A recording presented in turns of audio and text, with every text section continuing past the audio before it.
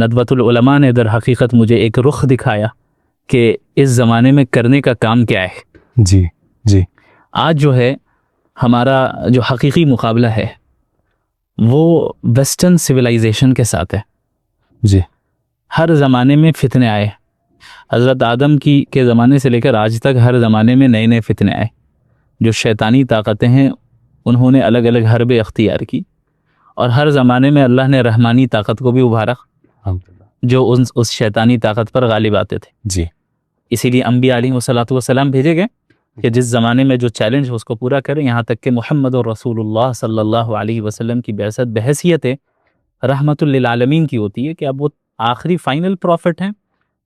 تمام انسانوں کے لیے بھیجے گئے, صرف مسلمانوں کے لیے نہیں, سب کے لیے وہ پروفٹ ہیں. اور ایسی تعلیم اور ایسی شریعت کو لے کر آ رہے ہیں جو اب قیامت تک آنے والے تمام فتنوں کا مقابلہ کرے گی. یونیورسل. جی. اور پھر محمد رسول اللہ صلی اللہ علیہ وسلم کی بعثت سے لے کے آپ ہمارے زمانے تک دیکھیں, ہر زمانے میں کیسے کیسے علماء کھڑے ہوئے. بالکل. نیا فتنہ آیا, نئے افراد آئے. بالکل. جیسا فتنہ آیا ویسے افراد کو اللہ نے کھڑا کیا. جی. تو اس زمانے میں میں سمجھتا ہوں جو بہت بڑا فتنہ ہے وہ ویسٹرن سویلائزیشن کا غلبہ ہے. اور سویلائزیشن جب میں کہہ رہا ہوں تو اس کا مطلب یہ ہے کہ زندگی کے ہر شعبے میں اس نے جو ہے تسلط حاصل کر لیا ہے. آپ چاہے اس کا تعلق اکانومی سے ہو, اس کا تعلق پولیٹکس سے ہو, اس کا تعلق ایجوکیشن سے ہو, اس کا تعلق آپ کی انڈیویجول لائف سے ہو, پرسنل لائف سے ہو, یا اس کا تعلق فری اور اس کا تعلق جو ہے کلیکٹیو جو ہمارے امور ہیں, اجتماعی امور ہیں, اس سے ہو.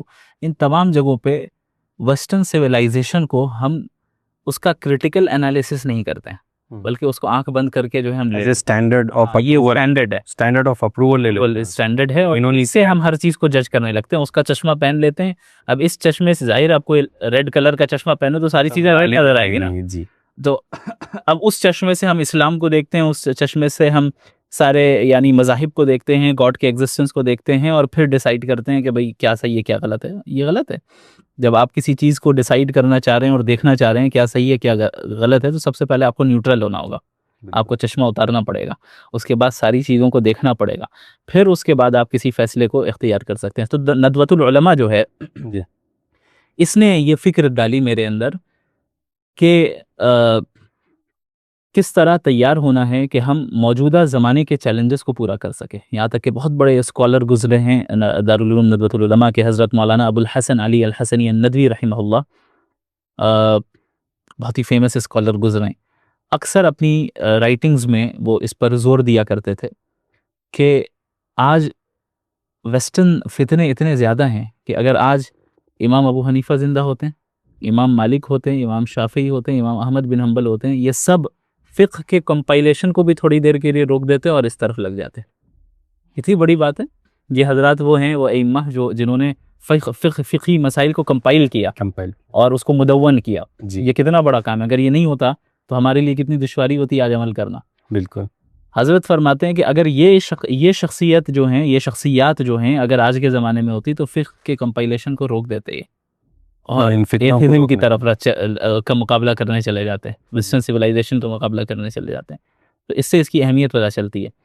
تو وہاں سے الحمدللہ فکر بنی, اور پھر اس فکر کو جو پریکٹیکل انداز میں رخ دکھایا ہے وہ ہے حضرت مفتی ڈاکٹر یاسر ندیم الواجدی دامت برکاتہم العالیہ, جو کہ میرے مینٹور ہیں, میرے ٹیچر ہیں. موجود بھی تھے. جی الحمدللہ, میرے لیے بڑے شرف کی بات تھی کہ وہ موجود ہیں وہاں پر.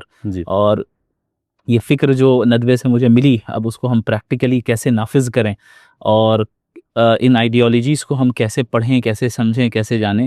تو تقریباً ویسٹرن سویلائزیشن پر میں نے 2 سال کا کورس مفتی صاحب کے پاس کیا ہے. اچھا جی. مفتی یاسر صاحب کے پاس. تو وہاں سے الحمدللہ یہ ٹوٹی پھوٹی صلاحیت پیدا ہوئی کہ جو بھی کل آپ لوگوں نے بس الحمدللہ